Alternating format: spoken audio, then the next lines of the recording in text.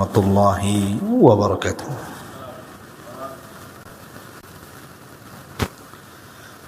Alhamdulillah wassalatu wassalamu ala Rasulillah wa ala alihi wa sahbihi wa mawalah wa la hawla wa la quwwata illa billahi wa ba'd. Alhamdulillah, di siang ini kita bisa duduk untuk bertolabul ilmi di Masjid Nidaul Ilmi Kapling Beliung, dan pembahasan di siang hari ini karena berhubung besok kita akan melaksanakan puasa wajib, puasa Ramadan. Tentu ada bekal-bekal yang harus kita pahami selama berada di hari-hari bulan Ramadan.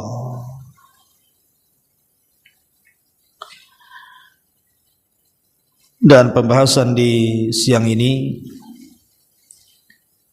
kita akan membahas tentang beberapa rutinitas yang harus kita perhatikan selama bulan Ramadan. Apa saja rutinitas yang harus kita lakukan selama Ramadan? Ma'asyiral muslimat yang dimuliakan Allah Subhanahu wa taala, sebagaimana kita tahu semuanya bahwa bulan Ramadan itu termasuk mawasim al-khair, musim-musim seorang muslim akan mendulang banyak kebaikan dan juga pahala besar di bulan Ramadan. Sehingga jangan sampai setiap detik di bulan Ramadan kita sia-siakan tanpa pahala. Karena bulan Ramadan ini berbeda dengan bulan-bulan yang lainnya, di mana bulan Ramadan ini adalah bulan yang Allah anugerahkan secara khusus kepada kita kaum muslimin dan tidak diberikan kepada umat-umat sebelumnya.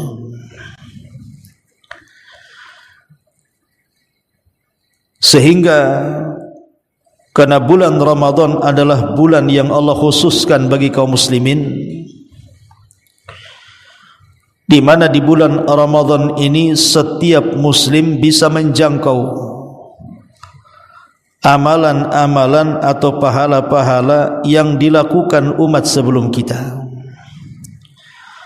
Sekalipun umat sebelum kita itu diberikan usia panjang-panjang, ada yang sampai 1000 tahun, bahkan mungkin lebih seperti usia Nuh.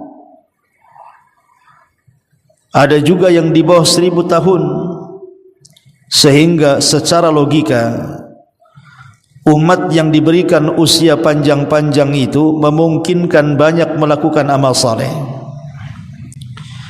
Ketika memungkinkan banyak melakukan amal saleh, memungkinkan banyak mengumpulkan pahala-pahala yang banyak.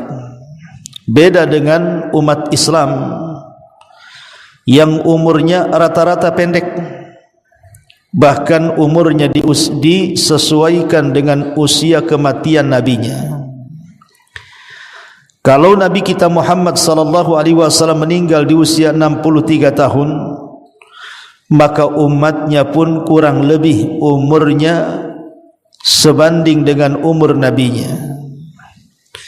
Sampai-sampai Nabi sallallahu alaihi wasallam membatasi umur umat Islam dengan sabdanya, a'maru ummati bainas sittina wa sab'in. Usia umatku itu berkisar 60 sampai 70 tahun saja. Sedikit yang melewati itu. Tetapi karena Allah Subhanahu wa taala rahim kepada kita, Allah Subhanahu wa taala membuat umat Islam itu mawasimul khair, musim-musim kebaikan, di mana seorang muslim bisa memetik pahala sebanyak mungkin dengan usia sependek mungkin dan bisa menjangkau amalan dan usia umat sebelumnya.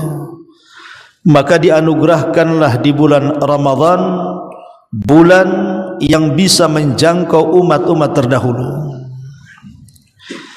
Sehingga sudah sewajarnya seorang muslim harus memperhatikan setiap detiknya di bulan Ramadan, mulai bangun tidur sampai tidur lagi.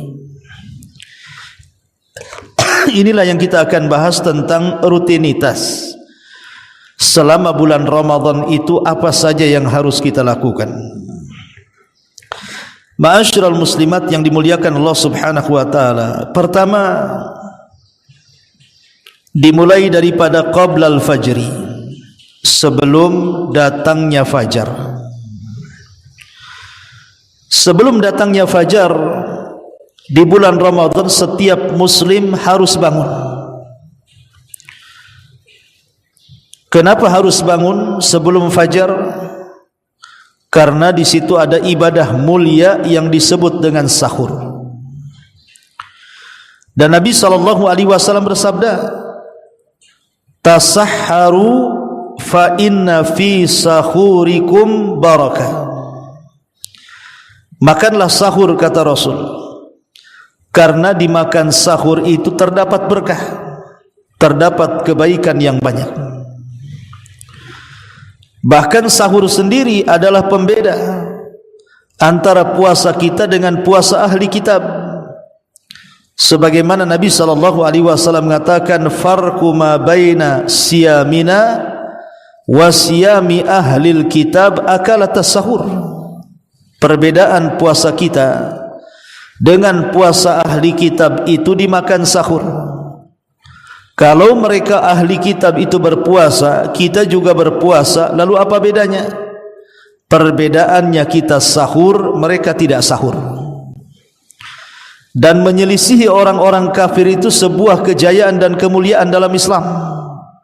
Makanya di balik sahur itu ada berkah yang baik. Terlebih di jam-jam sahur itu masuk pada waktu sepertiga malam akhir. Dan waktu sepertiga malam akhir itu adalah waktu di mana Allah Subhanahu wa taala turun dari langit atau dari atas menuju langit pertama. Kemudian Allah Subhanahu wa taala berfirman kepada hamba-hambanya, man yad'uni fa astajibala wa man yas'aluni fa'utiyah wa man yastaghfiruni fa'aghfirlah. Siapa yang berdoa di sepertiga malam akhir, ku kabulkan doanya. Siapa yang meminta di sepertiga malam akhir, ku kabulkan permintaannya. Siapa yang minta ampun di sepertiga malam akhir, ku ampuni dosa-dosanya. Begitulah Allah menawarkan kekuasaannya, menawarkan kekayaannya, menawarkan ampunannya bagi orang-orang yang banyak berdoa, meminta dan juga istighfar. Jadi selain sahur, sempatkan di sepertiga malam akhir untuk banyak-banyak istighfar, banyak-banyak berdoa, dan banyak-banyak berzikir dan meminta kepada Allah Subhanahu wa taala. Karena bagaimanapun setiap kita itu pasti banyak masalah. Setiap kita pasti banyak persoalan. Adukan persoalan itu kepada Allah Subhanahu wa taala. Jangan mengeluhkan kepada selain Allah Subhanahu wa taala, seperti yang hari ini kita saksikan. Ada orang ada masalah, curhatnya di Facebook, menulis status supaya orang tahu dia punya masalah. Akhirnya masalah yang harusnya tidak layak untuk diketahui orang, tapi karena ditulis sebagai status di Facebook, akhirnya dibaca semua orang. Satu dunia membaca status kita, apakah mereka bisa memberikan solusi? Belum tentu.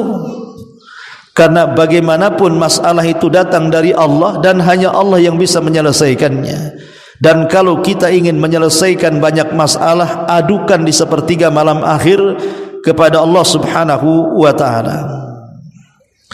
Ma'asyiral muslimat yang dimuliakan Allah Subhanahu wa taala, ini amalan sebelum fajar. Kemudian setelah datang waktu fajar, setelah kemudian berkumandang azan, maka di situ ada salat sunnah yang disebut dengan salat sunnah fajar. Nabi sallallahu alaihi wasallam bersabda, "Rak'atai al-fajri khairun minad dunya wa ma fiha." 2 rakaat fajar itu lebih baik dibandingkan dunia dan seluruh isinya. Jadi jangan pernah lewatkan selama Ramadan melaksanakan 2 rakaat salat sunnah fajar. Karena inilah salah satu daripada 12 rawatib yang paling istimewa pahalanya adalah 2 rakaat fajar. Sampai-sampai Nabi tidak pernah meninggalkan baik ketika safar ataupun ketika mukim melaksanakan 2 rakaat fajar. Kemudian setelah melaksanakan 2 rakaat fajar, masuklah waktu subuh. Maka solatlah solat subuh bagi laki-laki berjamaah. Bagi perempuan ya boleh ke masjid, boleh juga di rumah. Dan jangan sampai meninggalkan solat subuh. Bagaimanapun Nabi SAW mengatakan, "Man hafadha ala baradaini dakhalal jannah." Barang siapa yang menjaga 2 solat barad. Barad itu artinya dingin, karena memang hawanya di waktu subuh itu hawa dingin. Jadi barang siapa yang menjaga solat barad, salah satunya adalah solat subuh, dakhalal jannah, maka aku jamin dia masuk surga. Maka jangan pernah meninggalkan solat subuh. Kemudian setelah salat subuh berlalu, tentu juga ada zikir setelah salat wajib. Maka jangan pernah tinggalkan zikir. Terutama zikir pagi. Setelah zikir salat, kita bisa membaca zikir pagi. Kemudian setelah membaca zikir pagi, karena di sana ada zikir pagi petang, di pagi hari dibaca pagi. Dan itu gunanya untuk apa? Menjaga perlindungan kepada kita. Baru kalau seandainya masih ada waktu, maka bacalah Quran, atau berzikir dengan memperbanyak istighfar, atau dengan memuji Allah Subhanahu wa taala sampai waktu syuruk. Ketika di waktu syuruk, salatlah 2 rakaat. Dan di situ Nabi SAW menjanjikan orang yang salat subuh, kemudian setelahnya dia menghabiskan waktu-waktunya untuk berzikir dan beribadah yang lainnya sampai syuruk, kemudian melaksanakan 2 rakaat syuruk, maka pahalanya sama dengan haji dan umrah secara sempurna. Sama mendapatkan haji dan umrah secara sempurna, dengan catatan dia tidak meninggalkan tempat duduknya. Kemudian setelah salat syuruk, masuk waktu duha. Sempatkan salat duha. Karena bagaimanapun salat duha itu disebut salatul awabin. Salatnya orang-orang yang ingin kembali kepada Allah Subhanahu wa taala. Kenapa kemudian salat duha itu disebut salatul awabin? Salatnya orang yang ingin kembali kepada Allah Subhanahu wa taala karena dilakukan di tengah-tengah kesibukan orang. Di tengah-tengah orang mengejar dunia, yang punya kantor di kantor, yang punya sawah di sawah, yang kerja di jalan, yang kerja bangunan di tempat bangunannya, dan begitu seterusnya. Tiba-tiba di saat manusia sedang sibuk mengejar dunia, kita keluar kemudian melaksanakan duha. Makanya salat itu disebut salatul awabin dan pahalanya sangat besar, termasuk seafdal-afdalnya salat sunnah di siang hari. Kemudian kalau ada waktu menunggu zuhur tentu kita bisa habiskan dengan macam-macam aktivitas ibadah, entah zikir, entah baca Quran, entah bersedekah, entah bersilaturahim. Yang jelas sepanjang hari dari sebelum zuhur ataupun setelah syuruk, gunakan banyak ibadah supaya lebih banyak lagi mendulang pahala, terutama membaca Quran. Baru kemudian masuk waktu zuhur. Masuk waktu zuhur. Maka ketika masuk waktu zuhur, di situ ada qabliyah. Jangan tinggalkan qabliyah zuhur, karena pahalanya besar. Karena bagaimanapun qabliyah ini menyempurnakan pahala solat wajib. Karena terkadang solat wajib kita ini ada kekurangan, kurang khusyuk, kurang tumaknina dan lain sebagainya. Maka dengan adanya qabliyah dan ba'diyah itu disebut dengan rawatib ini bisa menyempurnakan pahala-pahala yang kurang. Maka jangan tinggalkan qabliyah zuhur. Baru setelah itu solat duhur. Setelah kemudian solat duhur, di situ waktu istirahatlah. Atau kalau memang kita memiliki kekuatan untuk membaca Quran, habiskan dengan baca Quran, habiskan dengan berzikir, dan begitu seterusnya sampai waktu asar. Jaga waktu asar, karena bagaimanapun waktu asar ini salah satu daripada salat barad yang tadi saya sebutkan hadisnya. Sesiapa yang menjaga salat asar dijamin masuk surga. Maka jangan sampai kemudian meninggalkan salat asar bagi laki berjamaah dan perempuan boleh di rumah tepat waktu. Baru kemudian setelah asar kita bisa menyibukkan dengan hal-hal yang lain. Pamannya ibu menyediakan masakan untuk keluarga. Mulai ibu mempersiapkan masakan untuk dimakan keluarga, dan pahalanya besar, Bu. Bayangkan, Bu, ibu kalau masak, sementara di rumah itu ada 5 keluarga, anggaplah suami, kemudian 4 anak atau 3 anak, kemudian juga terkadang ada sebagian keluarga itu gabung dengan orang tuanya sehingga keluarganya banyak di rumahnya. Maka ibu kalau seandainya memasak, kemudian diberikan kepada suami untuk iftar, diberikan ke anak-anak yang berpuasa untuk iftar, diberikan kepada keluarga untuk iftar, maka ibu lebih banyak pahalanya dibandingkan suaminya. Kenapa? Karena ibu memasak untuk orang yang sedang berpuasa dan pahalanya sama dengan orang yang berpuasa. Karena ada hadis Nabi yang mengatakan, man fattara sa'iman kana lahu ajru sha'im, la yanqusu min ajri sha'imi syai'un. Barang siapa yang memberi makan orang yang berpuasa, maksudnya iftar, maka dia akan mendapatkan pahala seperti pahala orang yang berpuasa. Kalau ibu memberi makan 5 orang dalam keluarga, berarti ibu mendapatkan 5 pahala puasa.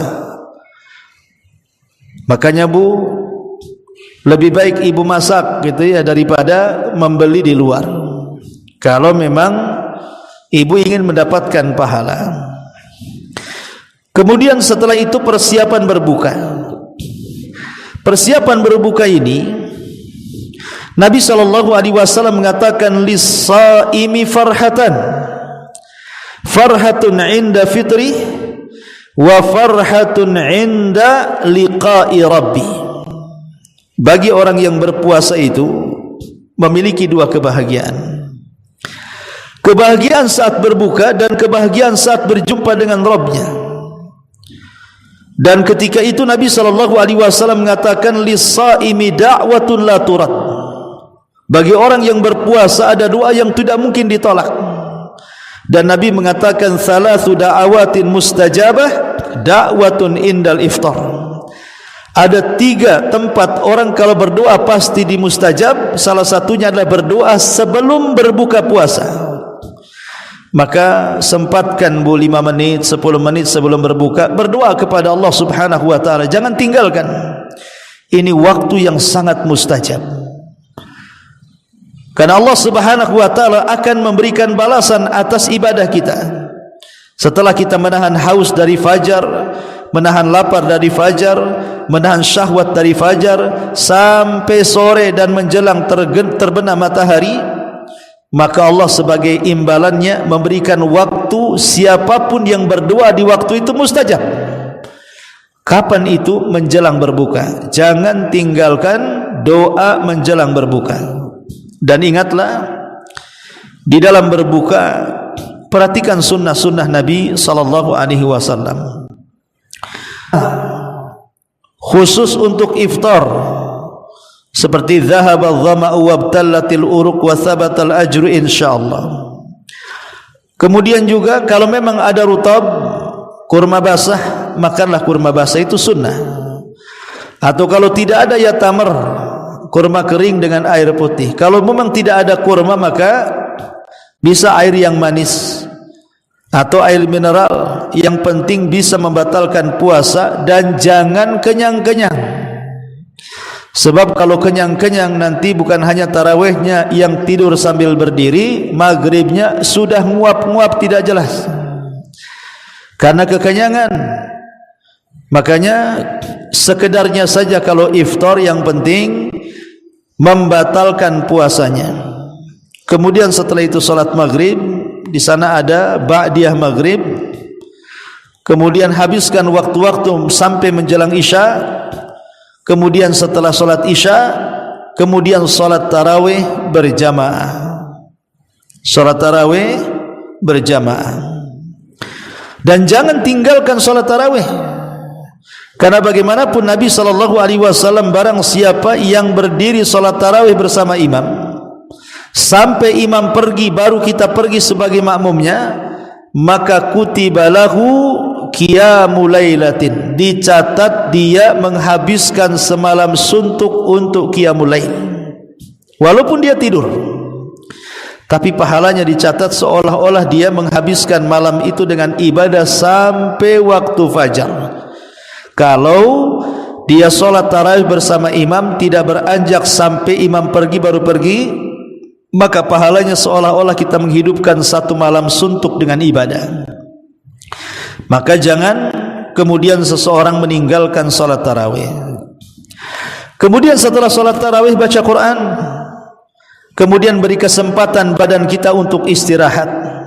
Karena di permulaan Ramadan sampai tanggal 20 Ramadan, maka malam-malamnya belum dianggap seutama malam terakhir di bulan Ramadan. Maka jaga kesehatan, tidurkan badan sampai sepertiga malam akhir. Baru sepertiga malam akhir, kalau memang kita ini ingin melanjutkan tahajud setelah tarawih pada isya, tidak apa, tahajud tengah malam. Tapi jangan mengulangi witirnya, karena Rasul mengatakan la witrani fil laili, tidak ada witir, tidak ada dua witir dalam satu malam. Witir itu satu kali saja. Kalau sudah witir tarawih, tahajudnya tidak perlu witir lagi. Karena kalau witir ketemu witir jadi genap, kapan witirnya?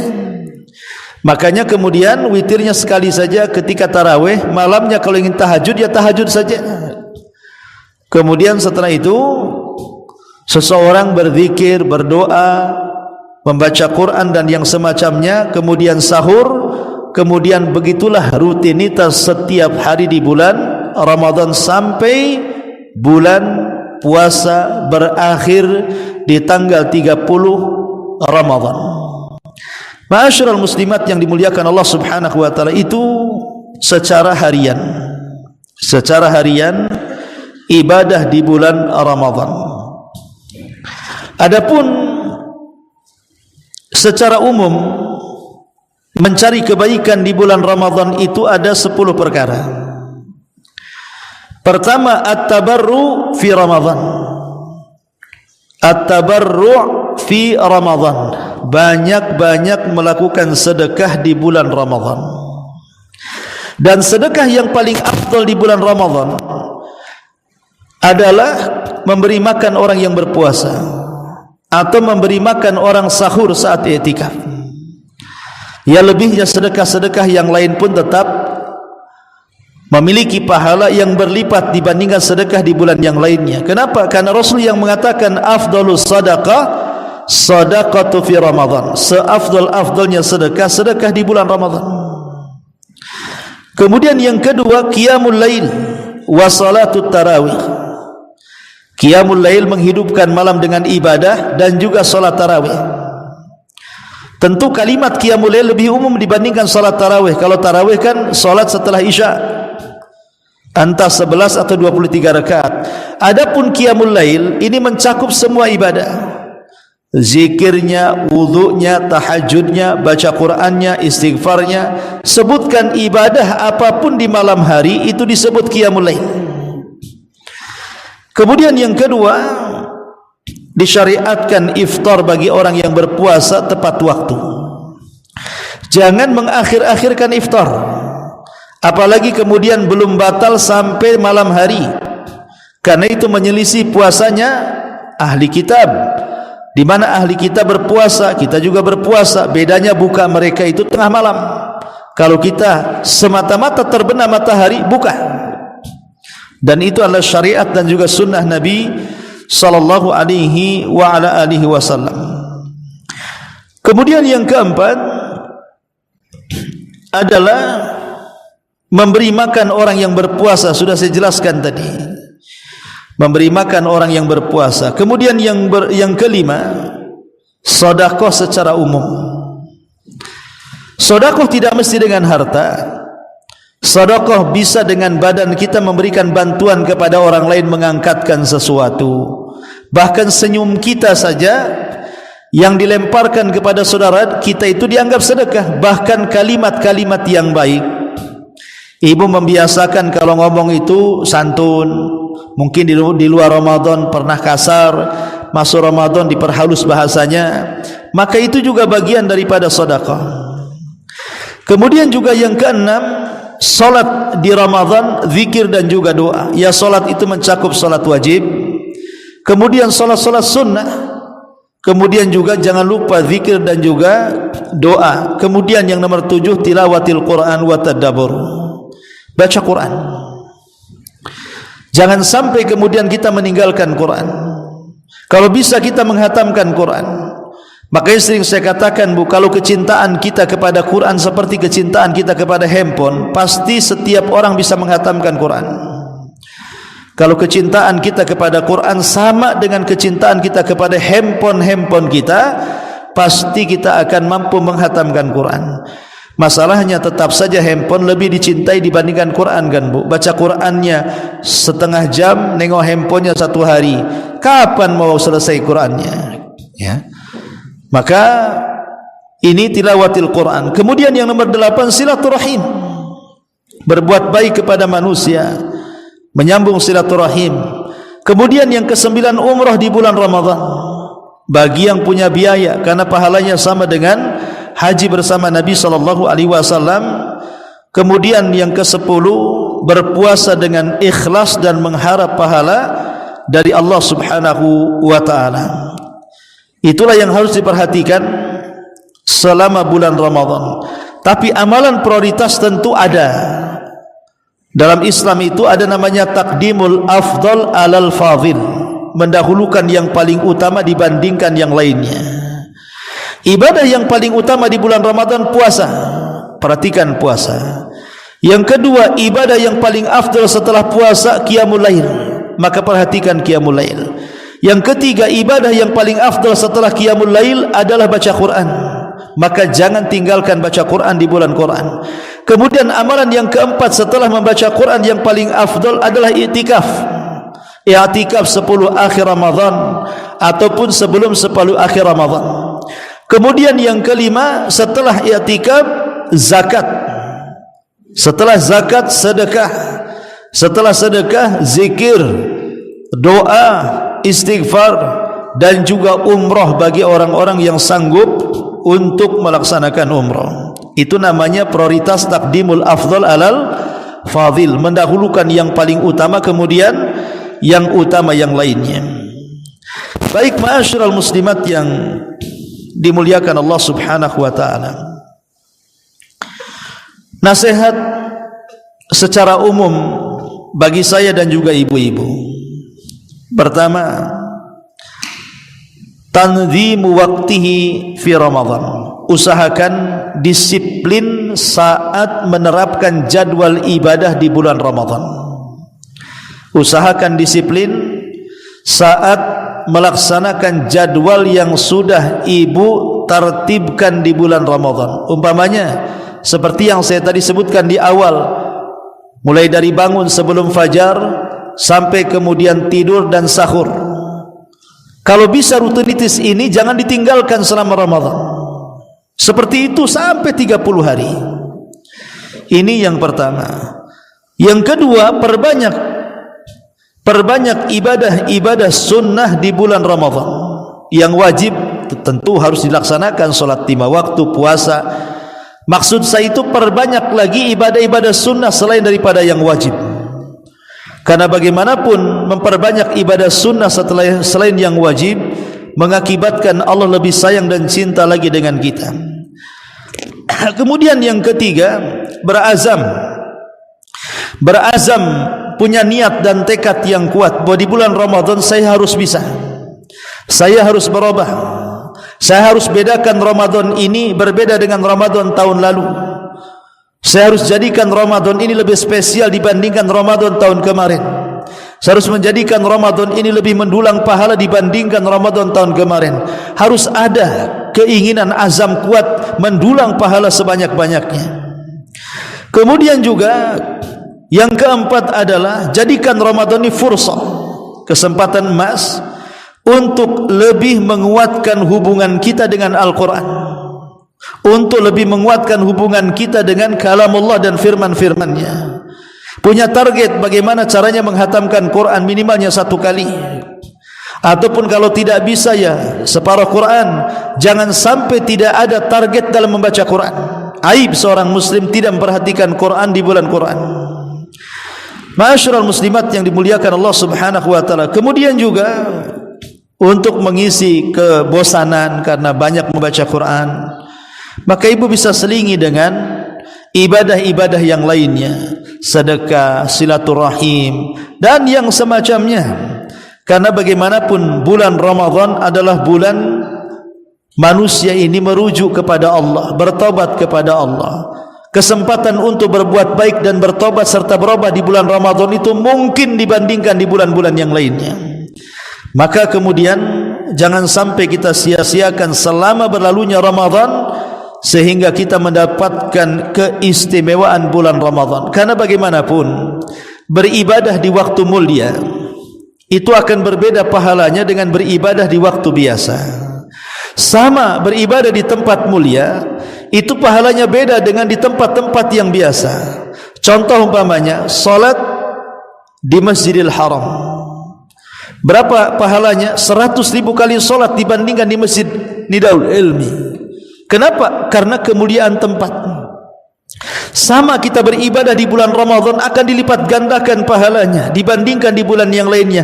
Kenapa? Karena kemuliaan zaman, kemuliaan waktu. Karena Ramadan dari pagi sampai malam sampai pagi lagi, seluruh detik-detiknya dianggap mulia di hadapan Allah. Maka setiap amalan kecil ataupun besar, sedikit ataupun banyak, nilainya berlipat ganda dibandingkan diamalkan di bulan-bulan yang lainnya. Di bulan lain baca Quran, di bulan Ramadan baca Quran. Tapi baca Quran di bulan Ramadan berbeda dengan baca Quran di bulan yang lain. Di bulan lain sedekah, di bulan Ramadan juga sedekah. Sedekah di bulan Ramadan lebih bernilai dibandingkan sedekah di bulan yang lain. Di bulan lain zikir dan istighfar, di bulan Ramadan juga zikir dan istighfar. Tapi zikir dan istighfarnya di bulan Ramadan jauh lebih mulia dibandingkan zikir dan istighfarnya di bulan yang lain. Lah yang harus diperhatikan sisi ininya. Sehingga dari sini sayang betul kalau seandainya ada detik-detik di bulan Ramadan kita sia-siakan lewat begitu saja, tidak ada amalan yang kita bisa amalkan. Padahal Allah mengatakan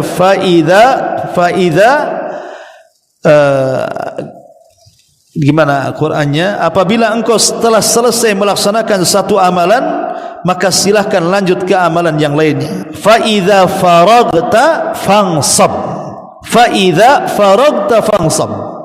Apabila engkau sudah mengamalkan satu amalan, berpindahlah kepada amal yang lainnya. Karena bagaimanapun amal kebaikan itu akan melahirkan amal-amal yang lainnya. Dan ingat, semakin banyak amalan soleh yang kita lakukan di bulan Ramadan, semakin tinggi iman kita.